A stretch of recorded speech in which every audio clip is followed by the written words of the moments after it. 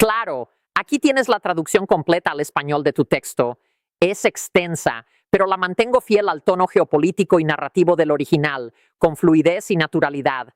Estás presenciando en tiempo real una reconfiguración fundamental del mapa global.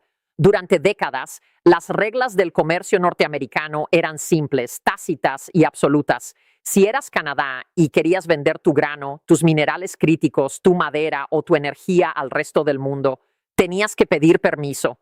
No lo hacías con una carta formal, lo hacías a través de la infraestructura.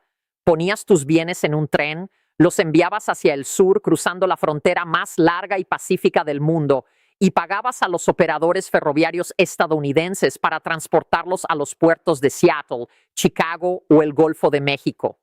La geografía, la economía y la pura gravedad dictaban que Estados Unidos tenía las llaves de la economía canadiense.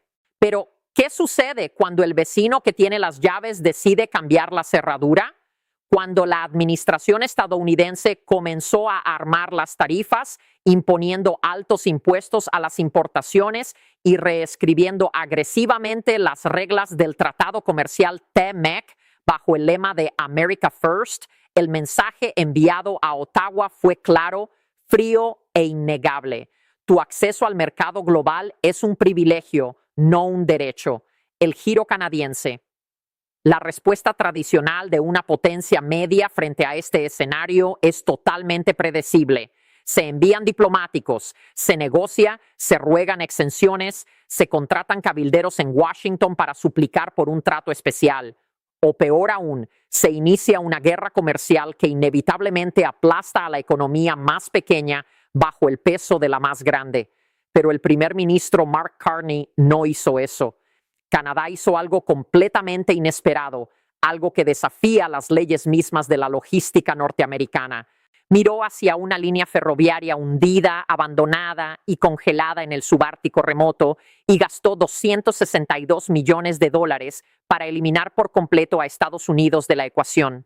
Esta es la historia del Hudson Bay Railway Bypass, la historia de cómo un activo muerto y congelado en el permafrost fue resucitado y transformado en un corredor comercial de clase mundial.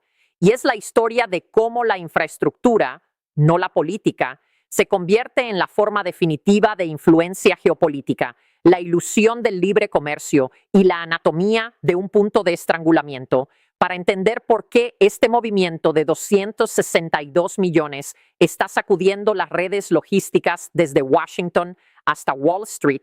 Hay que comprender la trampa invisible en la que Canadá ha vivido durante más de un siglo. Desde el inicio de la era industrial, Norteamérica ha operado en un eje norte-sur. Si observas un mapa de las líneas ferroviarias continentales, parecen una enorme cascada de acero que fluye desde las praderas y bosques boreales canadienses directamente hacia el corazón industrial estadounidense.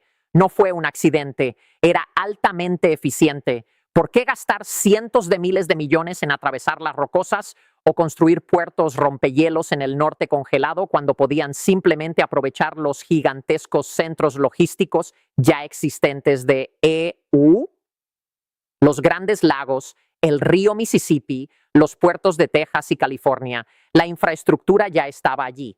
Durante mucho tiempo fue una relación hermosa y mutuamente beneficiosa, el pilar del mayor bloque de libre comercio en la historia humana. Estados Unidos obtenía recursos baratos y tarifas de tránsito lucrativas.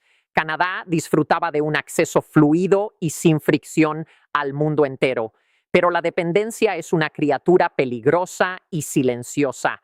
Cuando dependes por completo de las carreteras de otro para ir a trabajar, estás a su merced el día que decide instalar un peaje, y ese peaje llegó con fuerza. La era del libre comercio garantizado terminó, reemplazada por una era de interdependencia armada. La crisis silenciosa, aranceles del 25% al acero, 10% al aluminio, amenazas de tarifas automotrices. El mensaje en las cumbres económicas globales fue claro. la integración económica ya no era una garantía, sino un arma. El gobierno canadiense enfrentó una crisis existencial. Si el grano de Saskatchewan, el potasio de Alberta y los minerales raros de Quebec, la sangre vital de la economía exportadora canadiense, quedaban súbitamente sujetos a tarifas de tránsito, inspecciones o retrasos arbitrarios, la economía no solo se desaceleraría, se asfixiaría. Canadá necesitaba una salida, un puerto trasero. El regreso de Churchill entra Churchill, Manitoba. Si nunca has oído hablar de él, no estás solo. Es un diminuto, ventoso y helado enclave en el borde de la bahía de Hudson. Para los turistas es famoso solo por dos cosas, las belugas y los osos polares. Pero para un ingeniero logístico, Churchill tiene una ventaja geográfica monumental. Es un puerto de aguas profundas que conecta directamente con el Atlántico. Y si observas un globo, no un mapa plano, descubrirás algo increíble. Un barco que zarpe desde Churchill hacia Europa o Asia recorre una ruta más corta que desde la costa este o el golfo de EEUU. Había solo un problema. El ferrocarril de la bahía de Hudson estaba muerto. Construido décadas atrás, el ferrocarril se había convertido en un desastre de ingeniería. Los rieles atravesaban cientos de kilómetros de muskeg, un pantano congelado e inestable sobre permafrost. A medida que el clima se calentaba, el suelo se hundía y los rieles se deformaban, obligando a los trenes a moverse a paso humano. El riesgo de descarrilamiento era constante. Finalmente, la empresa estadounidense de capital privado propietaria de la línea Omnitrax se rindió, suspendió toda operación y abandonó el tramo. Durante años, Churchill quedó aislado. Los precios de los alimentos se dispararon. El puerto se oxidó bajo el viento ártico. La puerta trasera de Canadá al mundo quedó cerrada. Los ingenieros del hielo y la solución imposible. Pero la crisis engendra ambición. Cuando la amenaza de un cierre fronterizo estadounidense se volvió real, Ottawa vio en el ferrocarril abandonado no una ruina, sino una línea de vida soberana. El gobierno coordinó una compra masiva y lanzó una inversión de $262 millones para lograr lo que muchos ingenieros consideraban físicamente imposible: crear un corredor de carga pesada sobre hielo derretido. Implementaron sensores térmicos subterráneos para monitorear ciclos de congelamiento y deshielo. Usaron rocas especiales para distribuir el peso de los trenes. Instalaron geotextiles y acero reforzado para estabilizar las vías. El resultado, una vía férrea de clase 1, capaz de soportar trenes de carga extremos, igual que las grandes líneas norteamericanas. Y de la noche a la mañana, el mapa de Norteamérica cambió. El litio y el pan. Asegurar la cadena de suministro. Lo que viaja por esos trenes no son solo bienes de consumo, son los bloques fundamentales del mundo moderno: litio, cobalto, níquel y tierras raras, los materiales esenciales para baterías, defensa y tecnología avanzada. Antes, esas riquezas debían pasar por Chicago, cruzar aduanas estadounidenses y pagar tarifas. Ahora, el tren viaja hacia el norte directamente a Churchill, se carga en buques en aguas canadienses y navega rumbo a Europa o Asia sin tocar suelo americano. No hay aduanas, no hay tarifas, no hay dependencia. Y no se trata solo de minerales. Canadá es una potencia agrícola. Su trigo, cebada y potasio, clave para fertilizantes, son esenciales para alimentar un mundo inestable. Con Churchill, Canadá asegura una vía directa al mundo, inmune a cualquier juego político en Washington. Es el nacimiento de la soberanía de la cadena de suministro, el sindicato soberano del norte. El aspecto más revolucionario, sin embargo, no es tecnológico ni económico, es social. Históricamente, los megaproyectos en Norteamérica perjudicaron a comunidades indígenas. Se tomaban tierras, se ignoraban sus intereses y las ganancias fluían al sur. El Hudson Bay Railway Bypass rompe ese patrón. La propiedad y operación fueron entregadas al Arctic Gateway Group, una alianza de 41 primeras naciones y comunidades del norte. Cuando un tren cargado de trigo o minerales pasa por Churchill, las ganancias no van a Wall Street, regresan directamente a las comunidades locales. es una clase magistral de cómo alinear seguridad nacional con reconciliación económica interna. Canadá literalmente potenció a sus pueblos originarios para blindar su soberanía, la nueva Guerra Fría del Ártico y el paso del noroeste. Pero la historia no acaba ahí. Evitar a Estados Unidos fue solo la fase 1. La fase 2 es aún más ambiciosa: dominar el futuro del comercio global.